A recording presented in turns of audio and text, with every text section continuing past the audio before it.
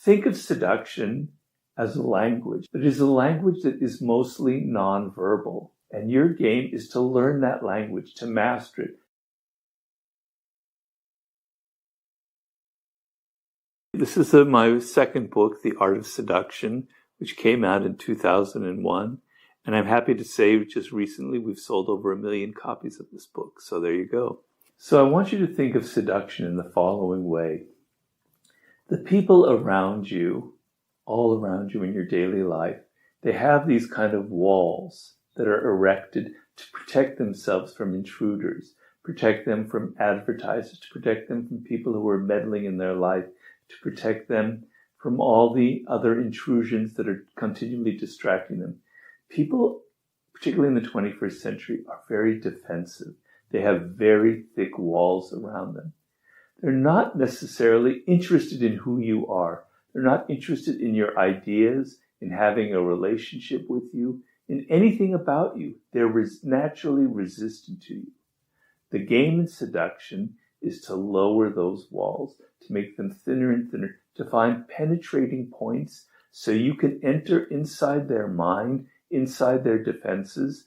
And so the ultimate power is when you're not there, when after an encounter with you or whatever, they're thinking about you. When you're not there, you have entered their mind, you've entered their inner space, and you've occupied, in a positive way, hopefully, their inner worlds, and they're thinking about you, even though you're not there. That is the game, the art of seduction, okay? Now, think of seduction as a language. That's what I try and tell people in the art of seduction. It is a language that is mostly nonverbal. And your game is to learn that language, to master it, much as you would master French or whatever other language there is, okay?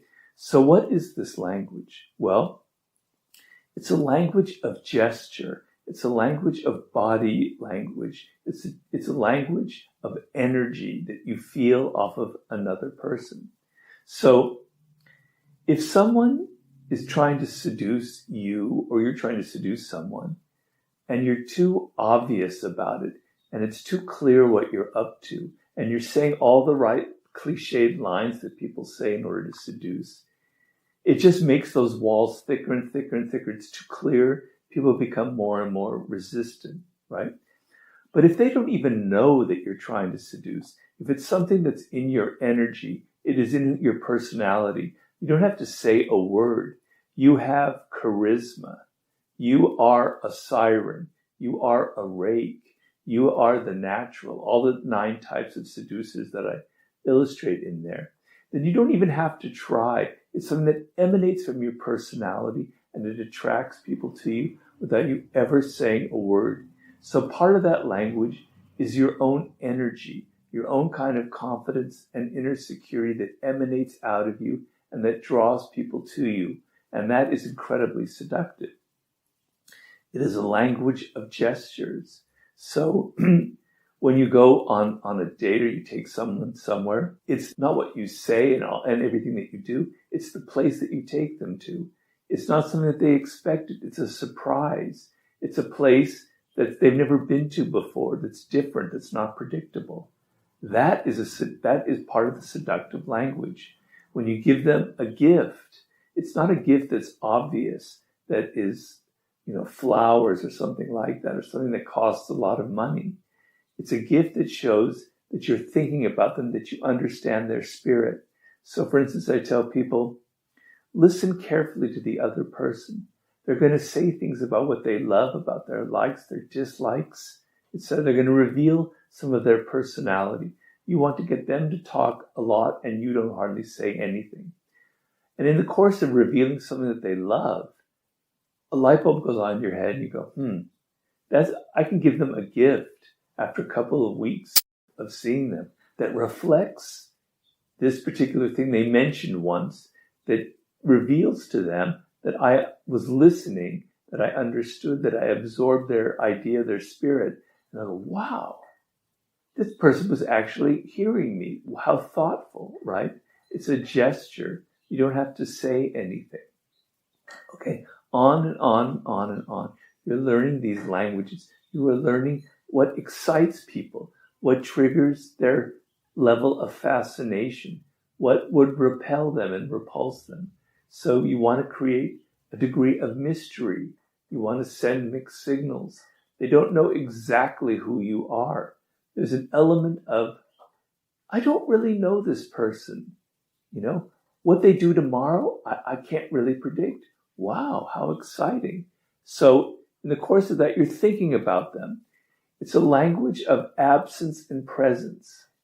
If you're too much in people's face, if you're texting them every day, if you're emailing them and calling them all the time, there's no sense of mystery. You're not giving them any space. But if you allow 2 days or 3 days to go by where you don't call them, all right, you might think it's a little bit cruel, but no, that's part of seduction. It's part of the mating game. Don't worry about cruelty. Cruelty is part of seduction, actually. You have to be a little bit cruel, okay? So you wait a few days. In that space, they're going, maybe he or she doesn't like me that much.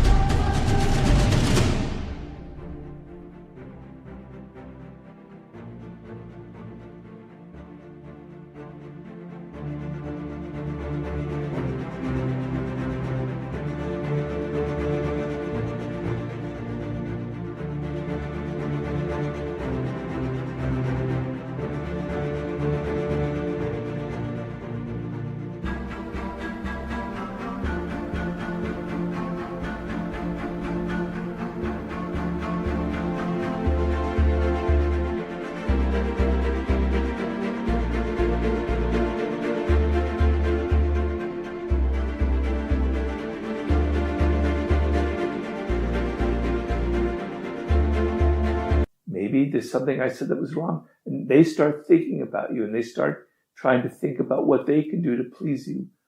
You've got them then. You've seduced them. The moment they're starting to think about you, that's half the game. And if you're constantly in their face, you can't allow that to happen. But if you're too absent, if 2 weeks go by and you're never there,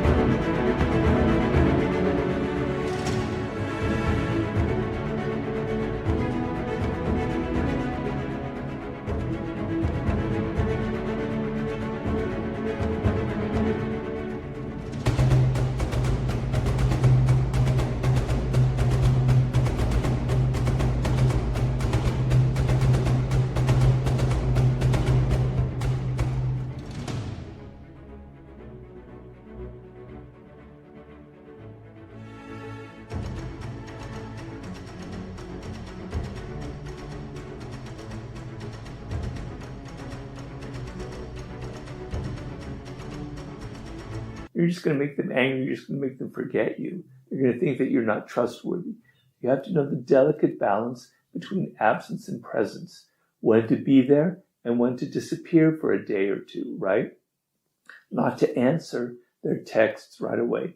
Give them a little space to fantasize about you, to think what you might be doing in your absence. On and on and on and on.